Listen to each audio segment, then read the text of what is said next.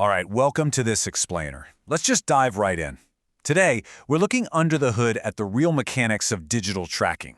We're going to explore exactly how corporations silently bypass standard privacy tools to build inescapable, highly detailed digital profiles. And spoiler alert, these are the exact profiles used for hyper-targeted advertising and deep behavioral tracking. Now, you probably think you're flying under the radar when you take basic precautions, right?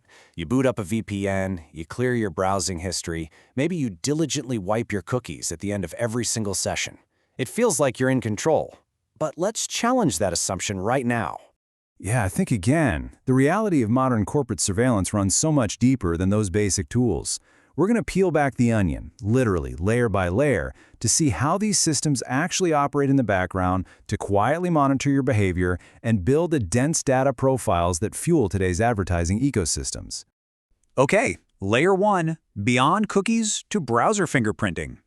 See, traditional cookies are kind of old news. While they're stored on your device and easily deleted, browser fingerprinting takes a completely different, much sneakier approach. It's a probabilistic method. It aggregates dozens of weak signals and leaves absolutely zero trace on your machine for you to delete. Basically, corporations realized we were all getting smart about clearing cookies, so they shifted to a tracking method that happens entirely in the background. It's an incredibly effective tool for persistent, invisible tracking. So how does this actually work in practice? Well, it's practically invisible. A hidden script on our website draws a tiny, unseen image, and then it captures exactly how your specific GPU renders that image to compute an inescapable, unique hash. Because every single graphics card and driver combination renders colors and shapes microscopically differently, your device creates a digital fingerprint that is uniquely yours, and it does this all without ever asking for your permission. Corporations combine incredibly subtle details here. We're talking about your installed fonts, your exact screen resolution, tiny audio rendering variances, and even user agent client hints, which reveal details right down to your CPU architecture. They use all of this to hyper-target advertising the moment cookies fail.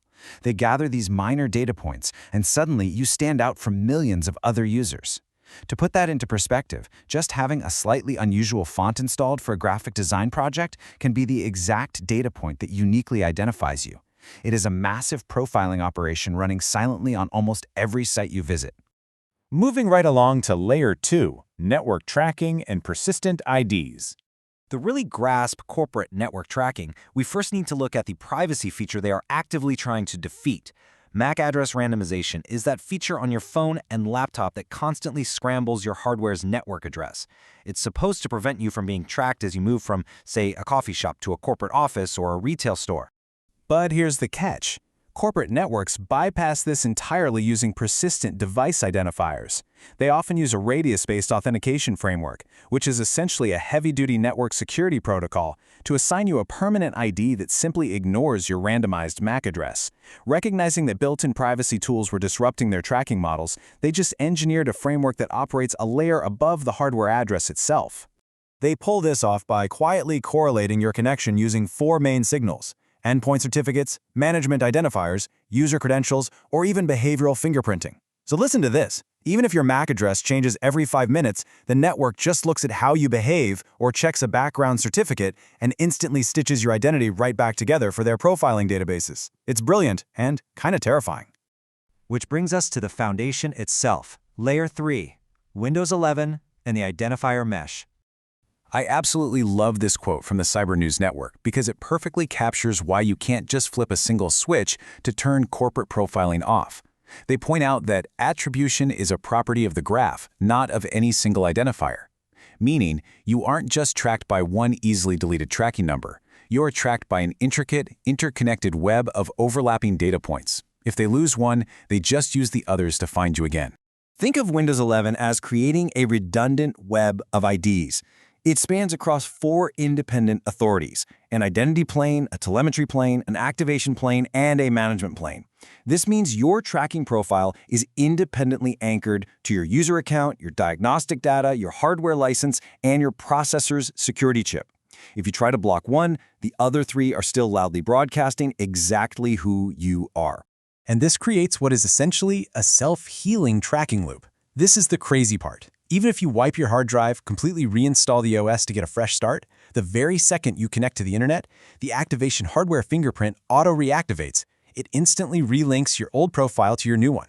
You might think you've scrubbed your device clean to escape targeted ads, but on the corporate server side, your brand new clean identity is immediately tied directly back to your entire historical profile. So, what's the ultimate goal here? Let's look at the payload, building your corporate profile. The sheer volume of diagnostic data being silently collected is just staggering, ranging from your OEM model and TPM version all the way to the MAC addresses of nearby Wi-Fi networks and connected SSIDs. Your operating system is gathering incredibly deep environmental data. They know exactly what hardware you're running, what networks are physically near you, and what your exact unique configuration is. And even without an explicit account ID logged in, this dense payload of hardware attributes acts as a massive passive fingerprint to recluster your identity across sessions. This is basically the operating system equivalent of the browser fingerprinting we talked about earlier. It's the join key of last resort. It means you can strip away every username and tracking ID, and these systems can still figure out exactly who you are based entirely on the unique combination of your hardware quirks. So, let's go back to that VPN assumption from the beginning. You might think your VPN hides your browsing, but the corporate reality is that OS-level reputation tools, like SmartScreen, tie your visited URLs directly to your device's inescapable hardware identifier. A VPN only changes the IP address the website sees. It does absolutely nothing to stop your own operating system from packaging your visited URLs right alongside your permanent hardware ID and shipping the whole shebang off to corporate servers. So, the million-dollar question. Is there an off switch? Unfortunately, no. There really is no master off switch. These redundant identifiers are built-in features for diagnostics and licensing. This means partial attempts at privacy often just end up providing the exact data needed to link your old and new digital identities.